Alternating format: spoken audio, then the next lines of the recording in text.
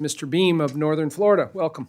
Thank you very much, Mr. Chairman. Good afternoon to you, and good afternoon, Work and Welfare Committee family. I'm one of the new guys. It's an honor to be here. I was sent to Congress. I believe one of the reasons that Northeast Florida sent me to Congress was I want to go after spending. I think we have an out-of-control government that just spends far more money than it has.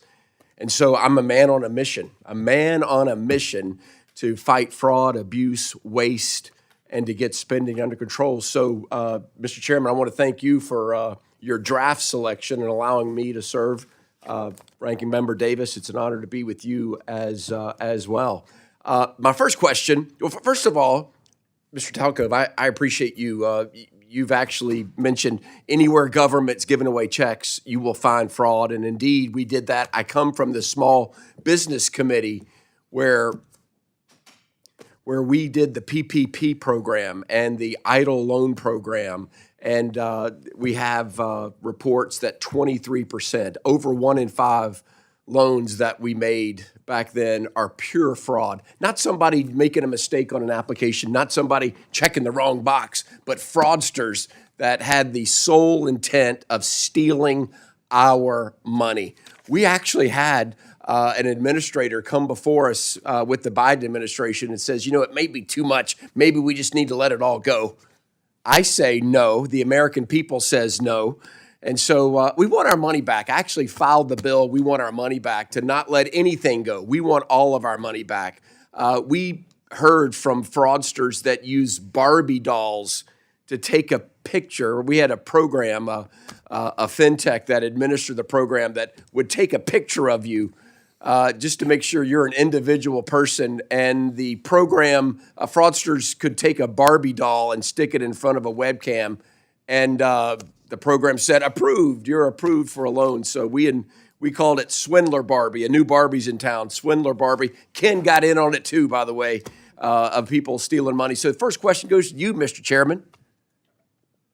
Where are we on the statute of limitations? How can we make sure that we don't let it go, that we want our money back, and we're going after fraudsters? Where does that stand? Who's running it? Who's in the lead? What's going on?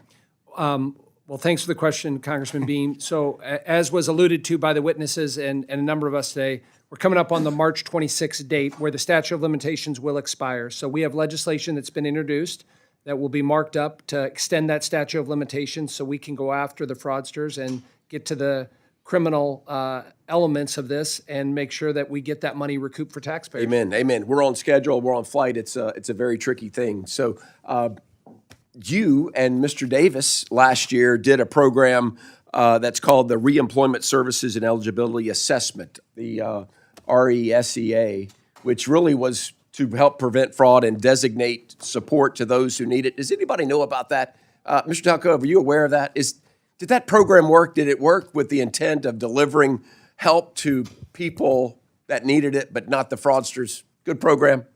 Unfortunately, I'm not aware of that program. Ms. Huey? Yeah, so that program really allows for local workforce boards and other professionals who are working with individuals who are currently getting unemployment benefits to really— Did it prevent fraud or help fraud? Did it help or not? I think it does help with fraud because you actually have to show up in person or virtually to actually do an appointment about workforce development. So there is that verification and engagement, and we feel that those more personalized service will result in better workforce outcomes, more sustained employment for those individuals. So there is that individual touch to that. So if someone is getting that benefit, they're also then required to either report in person or do the virtual visit. And so it's given some benefits. Mr. Talcove, I know we got time. Everything's in a hurry here. We got a boogie. What do we need to do? I helped launch a Doge. I think some of us up here are part of the Doge caucus to say we've got enough with the stealing of our money, enough with the fraud, waste, and abuse. I think American taxpayers are celebrating some of the early wins that we've discovered, fraud and abuse. Where should we start? Where should this committee start to say enough with the waste, fraud, and abuse? It's 3 things. It's front-end identity verification, it's no more self-reported information, and it's managing the back end of beneficiaries. 3 small hurdles. It doesn't sound like it's that hard.